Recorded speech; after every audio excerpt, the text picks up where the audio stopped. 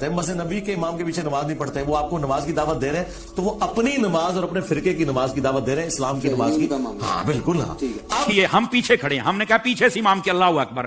بھائی جو مسلح پہ کھڑا ہے حضرت وہ بھی تو دیکھو نا, یہ کس امام کے پیچھے ہے؟ آیا کہ یزید کو امام کہنے والا ہے یا حسین کو امام کہنے والا ہے؟ کیا کہنے, ذرا اس بات کو سمجھو نا. حالانکہ جب حضرت امام حسین کو ہم امام کہتے ہیں تو ہم بیچ میں صحابہ کرام علیہم رضوان کا لحاظ بھی رکھتے ہیں, یہ یاد رکھ لیجئے. لیکن میں نے ایک اشارہ دیا ہے. آقا کریم علیہ السلام نے ارشاد فرمایا ان اللہ اختارنی واختار علی اصحابی واختار علی منہم اربعہ. فرما اللہ نے سب سے پہلے میرا انتخاب فرمایا, میرے بعد میرے صحابہ کا انتخاب فرمایا, پھر میرے لیے ان میں سے 4 کو چنا, حق 4 یار بھی آ گئے, ٹھیک ہے. پھر اس کے بعد فرمایا اس کے مختلف پہلو آگے ہیں, مختلف الفاظ و طرق و سند یہ روایت ہے, لیکن ایک روایت یہ بھی ہے, فرمایا ان قریب ایک قوم آئے گی ینتقصونہم ویسبون اصحابی, جو میرے صحابہ کرام میں سے نقص نکالے گی, عیب نکالے گی اور گالیاں دے گی.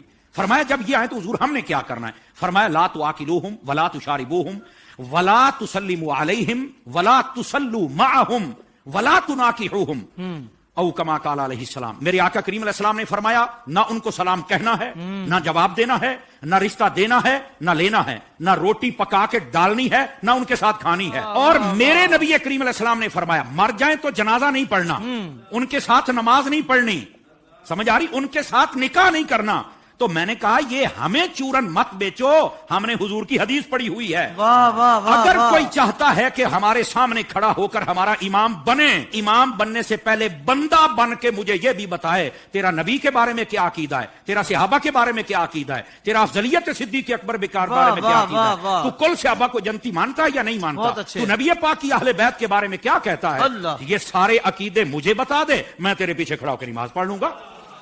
کیا کہنے, کیا کہنے. ویسے یہ جو نمازوں کا شوق ہے نا, میں صرف اتنی بات بتا دوں بھائی جان, یہ ترمذی شریف میں روایت موجود ہے. ایسی روایات جب آتی ہیں تو پھر بیٹھ جاتے ہیں کیڑے مکوڑے, یتیم العلم یزید الفکر, وہ بیٹھ کے کہتے ہیں کہ نہیں یہ یوں نہیں, یہ یوں نہیں, یہ ٹھیک نہیں. میں نے کہا حضرت جب آپ کی اصل ہی ٹھیک نہیں تو آپ کو یہ بات کیسے سمجھ آئے گی؟ نبی پاک علیہ السلام تشریف فرما ہے, ایک شخص آ گیا, اس نے کہا حضور فلاں شخص فوت ہو گیا, جنازہ پڑھانا. فرمایا ہم نے نہیں پڑھانا اس کا, حالانکہ مشکاہ شریف پڑھ لو, حضور نے فرمایا جب کوئی فوت ہو جائے مجھے بتا کرو, جنازے میں پڑھاؤں گا. جی آپ اس بات کا اظہار فرمایا کرتے تھے کہ جنازہ میں نے پڑھانا, میں نے مفہوماً و مختصراً بات سنائی ہے. اس کا جنازہ کیوں نہیں پڑھا؟ جب سوال پوچھا گیا تو آقا کریم علیہ السلام نے فرمایا انہ کان یبغض عثمان ابن عفان, یہ میرے عثمان سے بغض رکھتا ہے.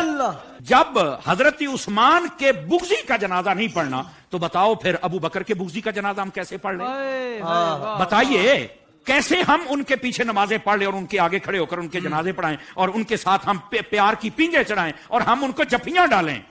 بھائی ان سب کو سمجھنا چاہیے یہ ڈائریکشن ہے سیدھی سیدھی سڑک, یہ شفاعت نگر کی ہے.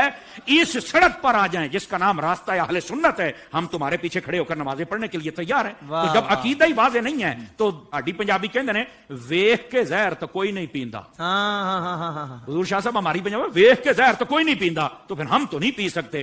ویسے اگر کسی کو زیادہ شوق ہو نا, بس نہیں وہ قرآن پڑھتے ہیں تو چھوڑو جی چھوڑو, داڑھی بھی ہے تو چھوڑو جی چھوڑو, مسلح پہ ہے, تو میں نے کہا آبا اللہ کی تفسیر اٹھا کے دیکھ لے, یہ تیرا شوق بھی پورا ہو جائے گا. حضرت حافظ صاحب ہوا یہ کہ حضرت فاروق اعظم کا زمانہ اقدس سے ایک قریب محلے میں امام آ گیا, اس کو نماز کے لیے ہر نماز کے اندر جب وہ قرات کرتا ہے تو آبا صاحب اللہ پڑھتا ہے. لوگوں نے کہا بھی اور قرآن نہیں آتا؟ کہتا آتا ہے. تو یہ کیوں پڑھتا ہے؟ کہتا مزہ آتا ہے. اچھا, انہوں نے کہا ذرا حضرت فاروق اعظم کی خدمت میں لے کے چلے. حضرت فاروق اعظم کو بتا, آپ نے طلب فرما لیا, واقعہ لمبا ہے, آپ نے طلب فرما لیا. آپ نے جب طلب فرمایا تو آپ نے کہا کیوں پڑھتا ہے؟ کہتا ہے مجھے نا اصل میں مزہ آتا ہے, اس لیے کہ اس میں معاذ اللہ اس کی سوچ دیکھو, پڑھ سب کچھ رہ گئے لیکن سوچ دیکھو اس کی.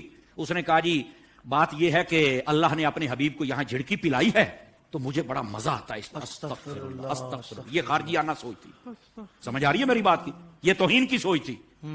یہ کامل و اکمل لوگوں کا یہ شیوہ ہی نہیں ہوتا. اور ایسی جو ہمارے سامنے مثالیں ہوتی ہیں نا, وہ ہمیں سمجھنے کے لیے مثالیں ہوتی ہیں, اور پھر ایسے لوگوں کا حشر کیا وہ بھی سننا ذرا, ٹھیک ہے؟ حضرت فاروق اعظم نے اچھا تجھے مزہ آتا ہے؟ کہا بالکل. آپ نے تلوار منگائی اور 2 ٹکڑے کر دیے اس کے. آپ نے فرمایا ودوہا پڑھ کے تجھے مزہ نہیں آتا؟ وما ارسلناک الا رحمۃ للعالمین پڑھ کے تجھے مزہ نہیں آتا؟ انا اعطیناک الکوثر پڑھ کے مزہ نہیں آتا؟